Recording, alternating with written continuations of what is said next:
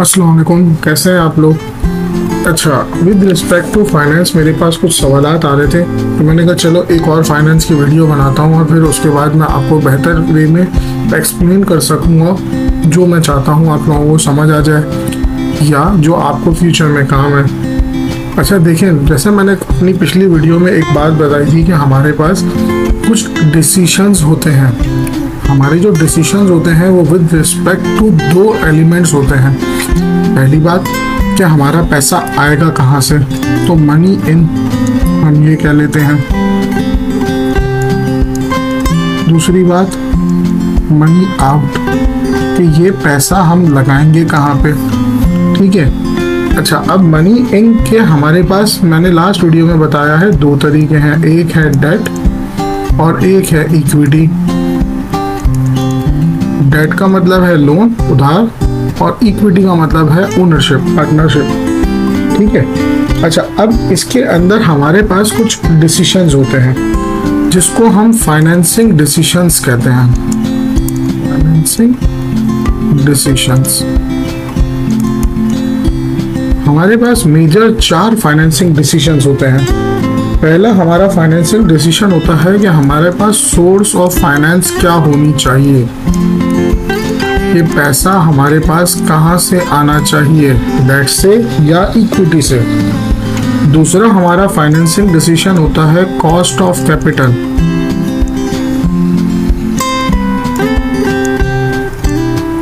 Cost of capital का मतलब ये है कि ये जो हमें लोन मिल रहा है ये जो हमें इक्विटी मिल रही है ये, इसकी कीमत क्या होगी। हमें जो पैसा मिल रहा है, फॉर एग्जांपल अगर कोई मुझे 1 मिलियन दे रहा है, ठीक है, तो इसके अगेंस्ट वो कितने पैसे चार्ज कर रहा है, या अगर वो कोई मुझे इक्विटी दे रहा है तो मुझे उसको कितने के डिविडेंड देने पड़ेंगे, ये मेरे लिए कहलाती है कॉस्ट ऑफ कैपिटल। ठीक है। अच्छा, तीसरा हमारा जो डिसीजन होता है वो होता है हमारा कैपिटल स्ट्रक्चर क्या होगा। कैपिटल स्ट्रक्चर का मतलब ये है कि हमारी कंपनी कितनी हद तक उधार पे डिपेंड करेगी और कितनी हद तक हमारी कंपनी ओनरशिप पे डिपेंड करेगी। ठीक है। इसके लिए ये ज़रूरी नहीं है कि पूरी की पूरी कंपनी जो है ये ओनरशिप की हो या ये पूरी की पूरी कंपनी उधार की हो। ये भी हो सकता है कि 70-30 का रेशो हो, 50-50 का हो, 20-30 का हो, 20-80 का हो। तो ये हमारे लिए ये सोचना ज़रूरी है कि इसके अंदर हम लोगों का कैपिटल स्ट्रक्चर क्या होगा। इसका एक रीज़न ये भी होता है सोचने का कि जो पैसा लगाएगा फिर उसका मतलब ये है कि डिसीजन मेकिंग उसकी ज़्यादा होगी। देखें, अगर कोई लोन देता है तो वो लोन की कंडीशन के अंदर डिसीजन मेकिंग फिर भी उसकी नहीं होगी। ये लोन लेने वाला अपने हिसाब से बिजनेस चलाएगा, क्योंकि लोन के अंदर होता ही है कि इररिस्पेक्टिव फ़ायदा हो या नुकसान हो उनको पैसे मिल जाते हैं। On the other hand equity के केस में अगर कोई पैसा ज़्यादा लगाता है तो वो सिंस ओनर है तो उसकी डिसीजन मेकिंग इन्वॉल्व हो जाती है। ठीक है। तो ये सारी चीज़ें जो है वो पैसे लेने से पहले यानी मनी इन से पहले सोची जाती हैं। अच्छा, और सबसे आखिरी चीज़ हमें रिस्क देखना पड़ता है कि जो पैसा हम ले रहे हैं क्या वो पैसा हम पे ऑफ भी कर सकेंगे या नहीं कर सकेंगे, इसका रिस्क कितना है। कहीं ऐसा तो नहीं है कि हम लोन ले लें सस्ते के चक्कर में और फिर उसके बाद हमारी कंपनी बिजनेस ही ना कर सक रही हो। तो फ्यूचर प्रोस्पेक्ट के सेंस में बात हो रही है ये हमारे रिस्क की। अच्छा, अब ये जो हमें पैसे मिल रहे हैं इसको हम कहते हैं मोड ऑफ फाइनेंस या फाइनेंस। ठीक है, सोर्स ऑफ फाइनेंस जो भी कहने, ये कंपनी को पैसे मिल गए। अच्छा, अब ये जो कंपनी को पैसे मिले हैं, अब कंपनी के पास पैसे लगाने के 3 रास्ते हैं। एक है वर्किंग कैपिटल। वर्किंग कैपिटल का मतलब ये है कि for the running of the business owners को या डिसीजन मेकर्स को पैसे खर्च करने होंगे।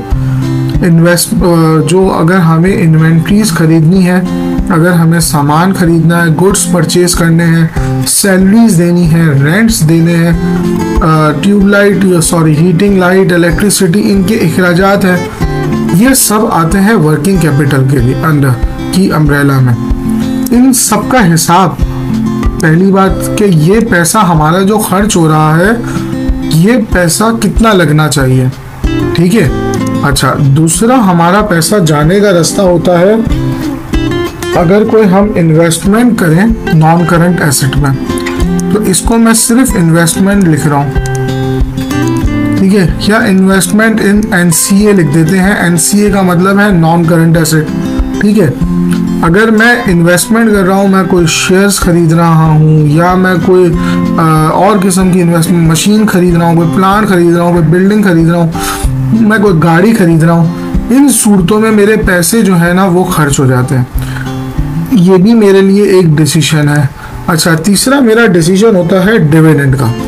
जिसने मुझे पैसे दिए हैं, मुझे उनको कितना डिविडेंड देना है। देखिए, जिन्होंने मुझे लोन दिया है, डेट दिया है, उनको तो मुझे पैसा देना ही देना है। वो इंटरेस्ट एक्सपेंस के अंडर आता है, वो वर्किंग कैपिटल का पार्ट बन जाता है। लेकिन ये जो डिविडेंड है, ये ओनर्स का हिस्सा है। ये ज़रूरी नहीं है कि मैं दूं, ये दूं तो कितना दूं, उसका परसेंटाइल क्या हो, पूरा का पूरा पैसा जो मेरा प्रॉफिट आया है वो दे दूं, या मैं 50% होल्ड करके और 50% दूं। ये सारे के सारे डिसीशंस मेरे हैं। अच्छा, मेरे मतलब कंपनी के मैनेजमेंट के हैं। अच्छा, अब इन चीज़ों को जब मैं देखता हूँ तो इसका मतलब है कि मेरे पास इन्वेस्टमेंट डिसीशंस बनते हैं। ये इनके लिए टर्मिनोलॉजी यूज हो रही है इन्वेस्टमेंट डिसीशंस की, ठीक है। अच्छा, अब ये कौन कौन से डिसीशंस हैं इन्वेस्टमेंट डिसीशंस। पहला, इन्वेस्टमेंट अप्रेजल।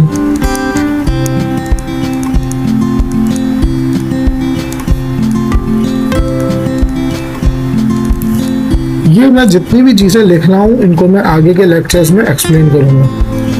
दूसरा, वर्किंग कैपिटल मैनेजमेंट।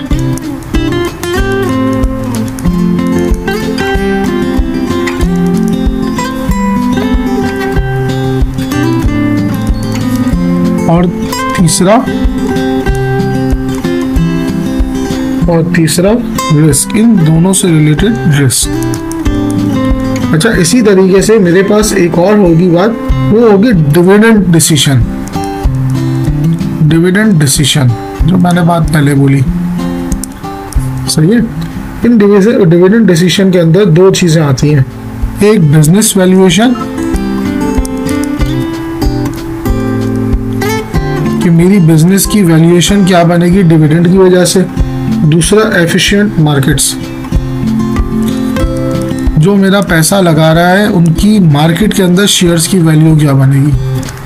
तो ये सारी की सारी जो मेरी वर्किंग है कि पैसा आना, पैसा जाना, इन्वेस्टमेंट डिसीशंस, डिविडेंड डिसीशंस, इन सबको जो है वो एक अगर अम्ब्रेला के अंदर कैटेगराइज किया जाए तो ये हम लोग फाइनेंशियल मैनेजमेंट में इन सारी चीज़ों से रिलेटेड पढ़ाई करते हैं, ठीक है। अच्छा, अब इसके बाद मैं एक और बात बताने जा रहा हूँ आपको, और वो ये है कि हमारे जो रिलेशन है वो कॉर्पोरेट स्ट्रेटजी का और कॉर्पोरेट फाइनेंशियल ऑब्जेक्टिव्स का, ये आपस में रिलेशन क्या है, ठीक है। तो ये मैं आपको अब बताता हूँ, एक सेकंड।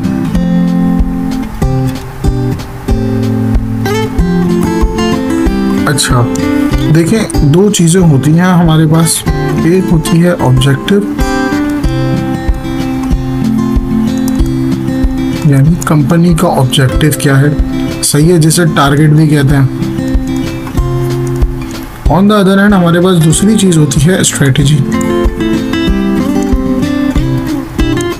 स्पेलिंग गलत हो गई, ठीक है। अच्छा, इन दोनों में डिफरेंस क्या होता है। ऑब्जेक्टिव बेसिकली हम व्हाट टू अचीव का क्वेश्चन है कि हमें चाहिए क्या, और strategy on the other hand how वाली बात करता है, ठीक है, कि जो हमें चाहिए वो किस तरीके से मिलेगा। अच्छा, अब हमारे पास बेसिकली 3 लेवल होते हैं एक कंपनी के अंदर, 3 लेवल्स होते हैं ऑफ हायरार्की समझ लें, ठीक है। एक लेवल होता है कॉर्पोरेट का, एक होता है हमारे पास बिजनेस का, और एक होता है हमारे पास ऑपरेशनल। ठीक है। अच्छा, अब अगर मैं इस तरीके से कहूँ कि हमारी स्ट्रेटजी क्या होगी कोई चीज़ को लेके जाने की, तो फॉर एग्जांपल हमारा ऑब्जेक्टिव है। ऑब्जेक्टिव हमारे दो बेसिस के ऊपर हो सकता है, एक तो होता है कमर्शियल और एक होता है फाइनेंशियल। ठीक है। अच्छा, अब ये हमारे दो एस्पेक्ट समझ लें आप कि ऑब्जेक्टिव्स के लिए हमारे दो एस्पेक्ट हैं। अच्छा, अब फॉर एग्जांपल हमारा ऑब्जेक्टिव है कि कमर्शियल ऑब्जेक्ट है, हमें एक्सपेंड करना है न्यू बिजनेस में, एक्सपेंड। ठीक है। अच्छा, इसके अंदर फाइनेंशियल एस्पेक्ट अगर मैं सोचूं तो रिटर्न ऑन कैपिटल एम्प्लॉयज हम ये देखेंगे, हम अर्निंग पर शेयर की बात करेंगे। वेयर एज स्ट्रेटजी हमारे लिए ये होगी कि ये बेसिकली ऑर्गेनिक हो अगर हमें एक्सपेंड करना है, या और हम इसमें एक्विजिशन कर लें किसी और कंपनी को जो ऑलरेडी मार्केट में एग्जिस्ट कर रही है, उसको हम एक्वायर कर लें। ठीक है। अच्छा, अब इसी तरीके से अगर मैं बिजनेस एलिमेंट पे सोचता हूँ तो वो अगर हमारे पास कमर्शियल स्ट्रेटजी सोची जाए या ऑब्जेक्टिव सोचा जाए तो क्या होगा, तो बिजनेस एस्पेक्ट पे एक्वायर इक्विपमेंट, फॉर एग्जांपल हम कोई सामान खरीदना चाह रहे हैं या इक्विपमेंट खरीदना चाह रहे हैं, या एक्वायर न्यू इक्विपमेंट, या इक्विपमेंट के अलावा प्रेमिसेस, हम कोई जगह लेना चाह रहे हैं। सही है। अच्छा, इसके बाद अगर ये मैं फाइनेंशियल एस्पेक्ट से देखूंगा तो मैं ये देखूंगा कि भाई इसमें रिटर्न कितना है, प्रोजेक्ट रिटर्न। अच्छा, अब इसके बाद क्या मुझे जो ये अक्वायर करना है और इसके अगेंस्ट मुझे मैं रिटर्न देख रहा हूँ, तो मेरी स्ट्रेटजी में ये देखूंगा कि वेदर मैं इसको लीज कर लूँ या मैं इसको बाय कर लूँ। ये मेरे डिसीशंस पे आ जाती है बात। अच्छा, इसके बाद अगर मैं ऑपरेशनल लेवल पे ये सोचूं कि भाई मुझे जो है ना वो मेंटेन रखनी है लिक्विडिटी, मेंटेन लिक्विडिटी, यानी हाथ में पैसे होने चाहिए। ठीक है। इसके लिए मैं फाइनेंशियल क्या रखूंगा, भाई मेरा रिसीवेबल टर्नओवर रेशो अच्छा होना चाहिए, रिसीवेबल टर्नओवर अच्छा होना चाहिए। ठीक है। ये मेरा रिसीवेबल टर्नओवर ज़्यादा होगा तो इसका मतलब है मेरे हाथ में पैसे होंगे या मैं कैश सेल्स करूं। ठीक है। अब इसके बाद इससे रिलेटेड अगर स्ट्रेटजी है मुझे ऑपरेशनल लेवल पे रखना है, तो क्या मैं कैश ऑन डिलीवरी कर दूं, COD करूं,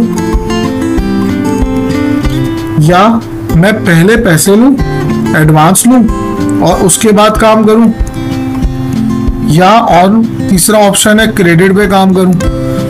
अब मैं आपको जो मैं बताना चाह रहा हूँ वो ये है कि हमें अलग अलग लेवल्स के ऊपर अलग अलग स्ट्रेटजी सोचनी पड़ती हैं। हमारे पास बेसिक 3 एलिमेंट्स हैं या 3 बिजनेस की हिरार्कीज हैं। ठीक है। एक है कॉर्पोरेट, एक है बिजनेस और एक है ऑपरेशनल। अच्छा, अब मैं इनको थोड़ा थोड़ा डिफाइन भी कर देता हूँ कि कॉर्पोरेट जो है ये कंसर्न करती है डिसीजन मेकिंग जो सीनियर मैनेजमेंट बनाए। ठीक है। पर्टिकुलर बिजनेस एस्पेक्ट्स को लेके कि भाई जैसे कि कोई नई मार्केट में मुझे एंटर भी होना है या नहीं होना, एक्सपेंड करना है तो किस तरीके से करना है। अब जैसे मैं अपनी कुछ क्लासेस के अंदर रियल केस सिनेरियोज बताता हूँ, तो अगर आप लोग भी चाहें तो यूट्यूब पे जाके सर्च करें कि पेप्सी ने किस तरीके से फास्ट फूड मार्केट के अंदर अपने आप को इंटरनेशनली पेनिट्रेट किया। ठीक है। तो आपको पता चलेगा कि उनकी कॉर्पोरेट लेवल की स्ट्रेटजी क्या थी। उन्होंने मार्केटिंग करने के बजाय किस तरीके से एक्वायर करके, किस तरीके से चीज़ों को खरीद के और अपने आप को मार्केट में बना लिया। अब ये आप जाएं यूट्यूब पे सर्च करें, आपके लिए भी एक नई सर्च होगी, रिसर्च होगी, एक तरीके से आपको भी मजा आएगा, मालूम चलेगा। अच्छा, इसी तरीके से बिजनेस स्ट्रेटजी जो है ये स्ट्रेटेजिक यानी यूनिट्स, बिजनेस यूनिट्स अपने अपने लेवल पर अपने अपने छोटे छोटे डिपार्टमेंट के हद तक डिसीजन लेने की बात कर रहे हैं। ठीक है। यानी कॉर्पोरेट ओवरऑल कंपनी देख रही है, बिजनेस डिपार्टमेंट देख रहा है, और ऑपरेशनल के उसको जो परफॉर्म करेंगे वो किस तरीके से परफॉर्म करेंगे।